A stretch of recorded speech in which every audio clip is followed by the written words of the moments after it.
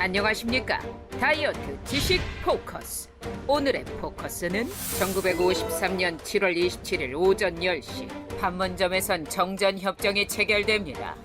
그런데 서명한 사람은 유엔군 수석대표인 해리슨 미 육군 중장과 북한 측 남일 대장. 왜 우리나라 대표는 어디에도 보이지 않는 걸까요?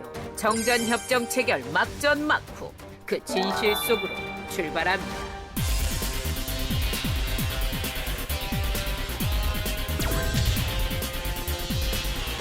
1950년 6월 25일 새벽 4시 북한군의 기습 남침으로 시작된 전쟁. 그 후 약 1년여간 국군과 유엔의 노력에도 불구하고 중공군의 대대적인 공세에 한반도를 둘러싼 소모적인 전투가 반복됩니다. 그 사이 온 나라는 온통 잿더미로 변해버리고 어마어마한 인명피해에 모두가 이 땅에는 더 이상 미래도 희망도 없을 것이라며 호언장담할 만큼 전쟁은 모든 걸 앗아가는데요.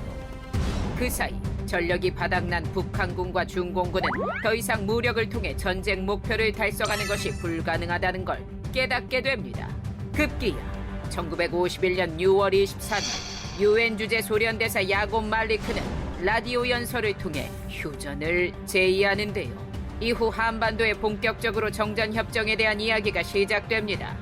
1951년 7월 10일 전쟁 1년여 만에 정전협정을 위한 회의가 열립니다. 장소는 개성에 있는 내봉장. 당시만 해도 지긋지긋했던 전쟁이 금방이라도 끝날 것만 같은 분위기가 조성됩니다. 하지만 그해 11월 28일 양측은 지금의 판문점인 공동경비구역으로 장소를 옮겨 회담을 계속 이어갈 뿐인데요. 대체 무엇이 문제였기에 이렇게 오랜 기간 협상을 이어가고 있는 걸까요? 여러 이유가 있었지만 양측이 군사분계선 기준을 정하는 데 걸린 시간만 무려 넉 달. 공산진영은 38도선을 주장한 한편 유엔군 측은 현 접촉선을 기준으로 하자고 주장했습니다. 결국은 유엔군 의견대로 됐지만 정전협정이 체결되기까지 걸림돌은 또 존재했습니다. 바로 포로 교환 문제였습니다.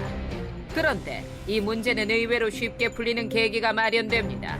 첫째로 1953년 3월 미국과의 포로 문제 협상을 극렬히 반대하던 스탈린 사망. 둘째로 미국 대통령 선거에서 한반도의 전쟁을 끝내겠다고 약속했던 공화당의 아이젠하워 대통령이 당선되면서 이후 한반도의 정전 협상은 급물살을 타게 됩니다. 1953년 6월 8일 회담 대표들의 포로 교환 협정이 이루어집니다. 이제 정말 정전협정이 이루어지는가 싶더니 이 또한 대한민국이 빠진 대한민국 의사가 반영되지 않은 합의. 당시 이승만 대통령은 통일된 나라가 아닌 분단국으로 남게 되는 정전을 반대했고 대한민국 국민들 또한 이에 동참해 전국적으로 시위를 벌이는데요. 그도 그럴 것이 그대로 정전협정이 체결되면 대한민국은 안보를 보장받을 어떠한 협정도 없이 북한과 정전을 맞이하게 되는 불완전한 평화를 직면해야 했기 때문입니다. 이에 한국 정부는 극단적인 선택을 하고 맙니다. 1953년 6월 18일 미국과 어떠한 협의도 없이 2만 7천여 명에 달하는 방공포로를 석방. 그야말로 나라를 지키기 위해 벼랑 끝 전술을 펼치는데요. 다행히도 이 일을 통해 대한민국 정부와 미국은 한미 상호 방위 조약 체결을 합의함으로써 한국 정부 역시 유엔군이 주도하는 정전에 동의하게 됩니다. 정전협정에 우리나라 대표가 빠진 이유이기도 합니다.